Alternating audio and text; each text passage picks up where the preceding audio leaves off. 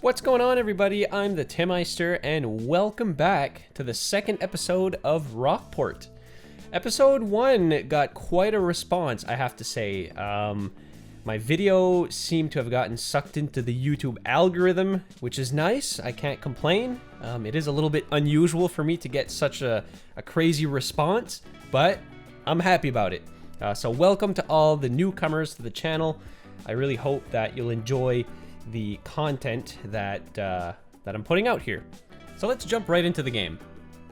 The first thing that I'm doing here may seem a little bit counterintuitive, considering that I'm laying down a large port area when normally the first thing that you do in a new city, Skyline city, is to place down some residential zonage, as you can see in the residential demand screen down below. So I'm kind of doing the opposite of what one would normally do. I'm providing the jobs before the people are even in town. But there's a reason for that. The main reason is because I have to provide utilities to the city.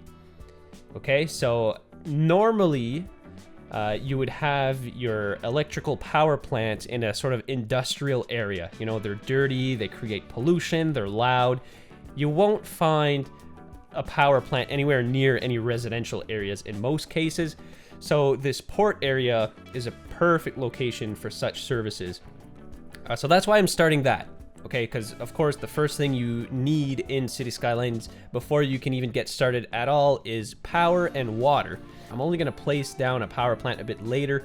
I first have to get started with, you know, the whole logisticalness of this area. So placing down all the roads. But anyways, so with all that being said, the main purpose of this episode is to get the foundation of the city going, meaning our utilities.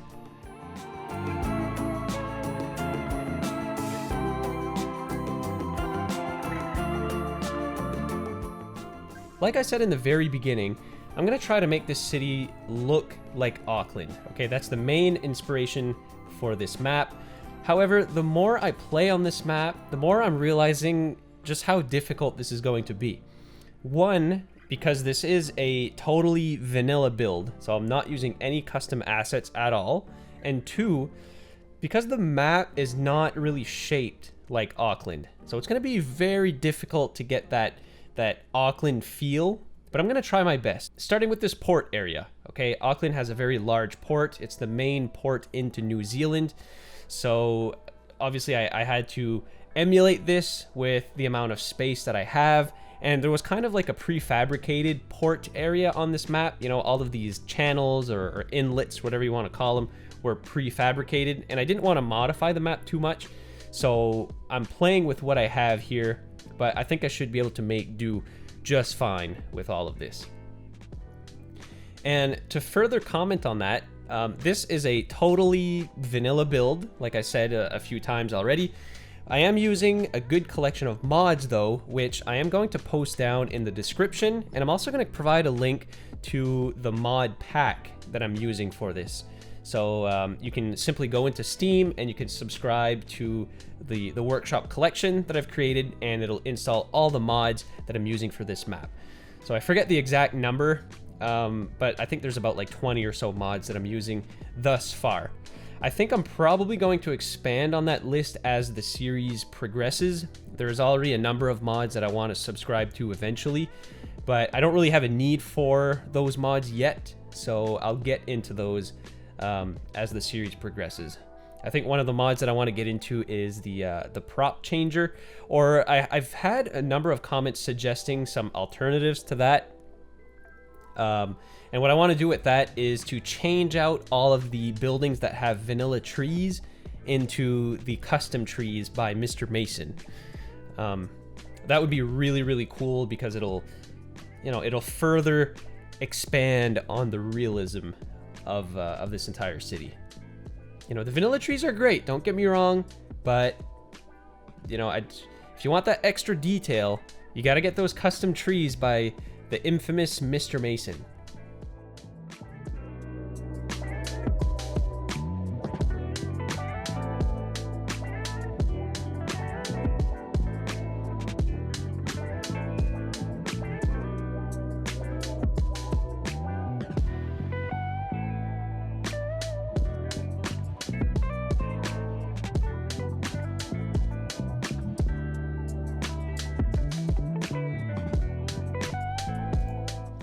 Also, like I mentioned in episode 1, I want this to be a totally functioning city, meaning I want to be mindful of our education system, of our healthcare system. I want the public transportation to be a functioning system. I want the city to actually work. And that is going to be a little bit challenging too, when I also want the city to look a certain way. Okay, so one thing that I want to do is place down most, if not every building in the game. And as you can see here, I've started with a number of factories in this industrial zone.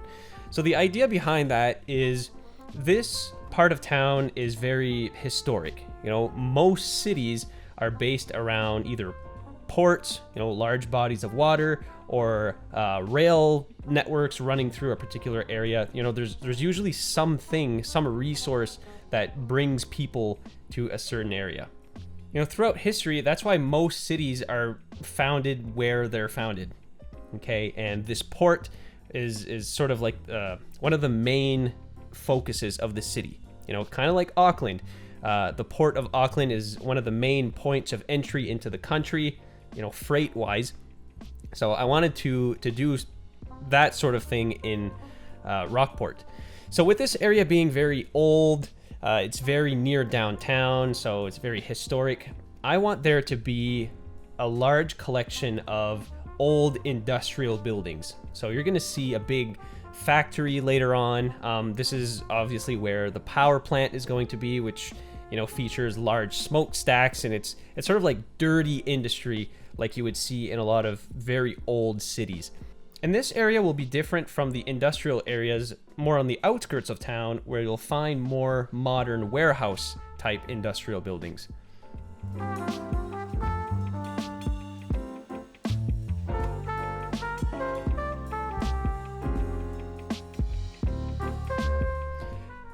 What's really funny is while I was making episode 1, I was struggling to find a name for the city. And I used some random name generators. I was potentially going to copy some names of real cities. And for the name Rockport just came to mind. And that's why I chose that name. There's no real reason for it. There was a possibility that the city's name was going to change again. But you know what? I kind of like the name Rockport, and I think it fits the area quite well. And what's actually funny is I've gotten a number of comments from people saying, hey, that makes me think of Rockport in Need for Speed Most Wanted. And I found that hilarious because that is literally one of my favorite Need for Speed games. The amount of hours that I sunk into that game as a kid is unreal. So for that reason alone, I'm going to stick with the name Rockport.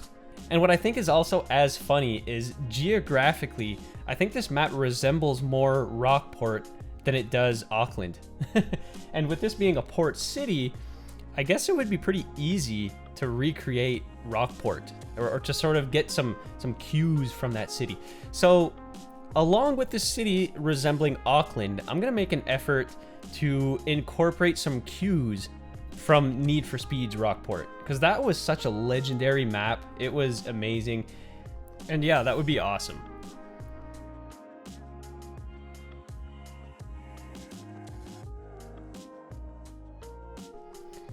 And like you just saw me plop down this large steel mill, this is one of the bigger plants that's going to go in the area. And I think it fits really, really well into this area because of that old, dirty industry kind of vibe that I'm going for.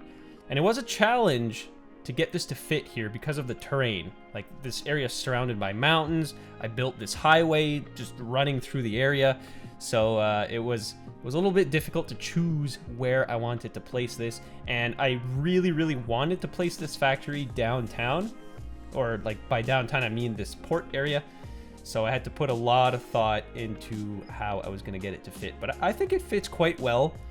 I'm going to incorporate it into the mountainside as best I can, so I'm going to use some trees to sort of blend it in, because it did mess with the terrain a little bit, but you won't actually see it. You guys will see a little bit later in the episode how it turns out, but I'm pretty happy with it.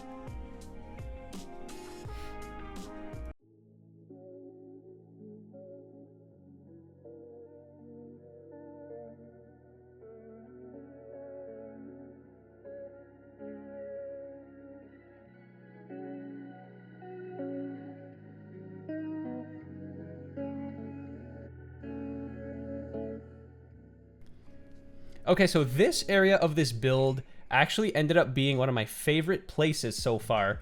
And this is just due to this elevated section being here. I thought it would be cool to tuck some buildings underneath this elevated section. And this is something that's quite common in some cities. I'm just thinking of Los Angeles off the top of my head, where you have these large interchanges where the flyovers are so high up in the air that you'll often find like entire warehouses underneath. And I thought I would build something like that in this section here. And I just think this looks really, really cool. This is unfortunately not possible with the vanilla game due to there being collisions. You can't place anything under an overpass. But using a combination of the Network Anarchy mod and Move It, I'm able to shove buildings underneath these overpasses here. And if you'll notice as well, this might be a little bit more of a subtle thing, but you can see that there's a lot more support pillars under these bridges than you would normally find in the default vanilla game. This is simply done with Move It. So what I do is I copy the existing supports that are there by default when you run a section of elevated road. So you can actually copy those supports and paste them wherever. So super simple. All I did was copy those supports and I placed them in between the supports that are there by default.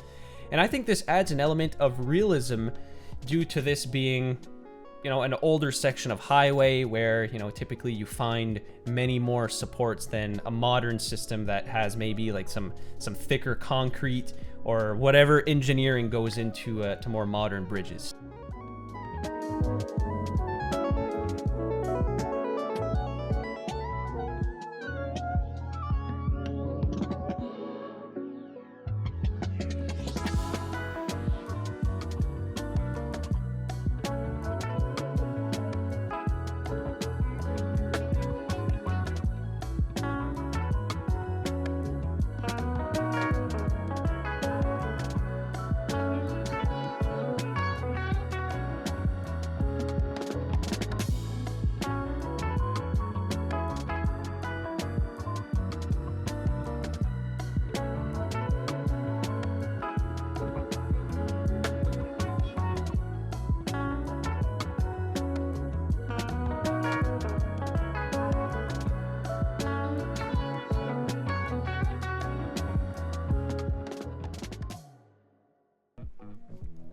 So anyways, I guess at this point we're in the final section of this episode, and what I am simply doing now is placing down some props.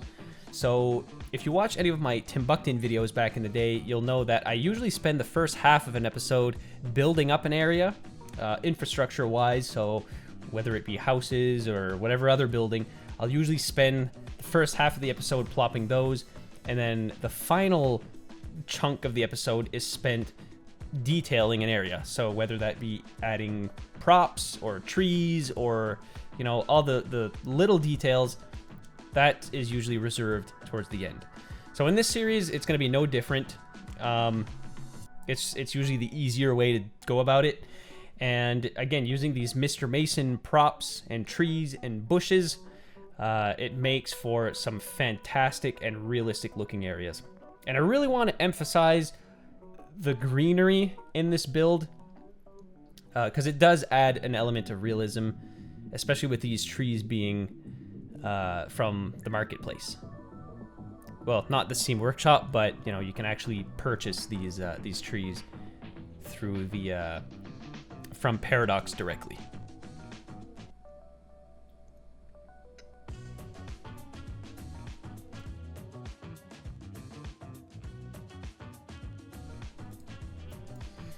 And with this episode being almost wrapped up, I just wanted to take a moment to say that I really appreciate you guys, my viewers.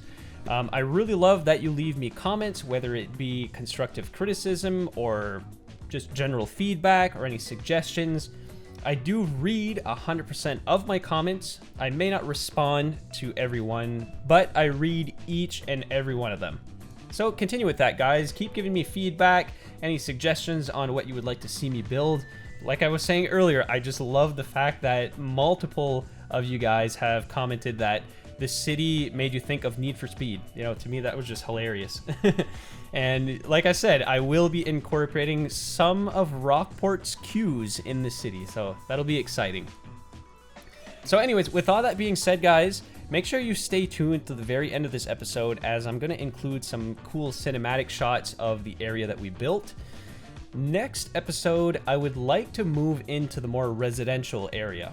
Okay, so with us having a nice base, a nice chunk of jobs available for the taking, next episode will finally be the time where we start bringing some people into the city. But just before ending this video, there is one more thing I must do, and that is set up our water pipes for the city. So this is not final, this is likely to move. The water pumps that I've just placed down are just temporary. Okay, they're just to provide water to the city while it expands, and those pumps are likely to go in a more permanent spot at some point.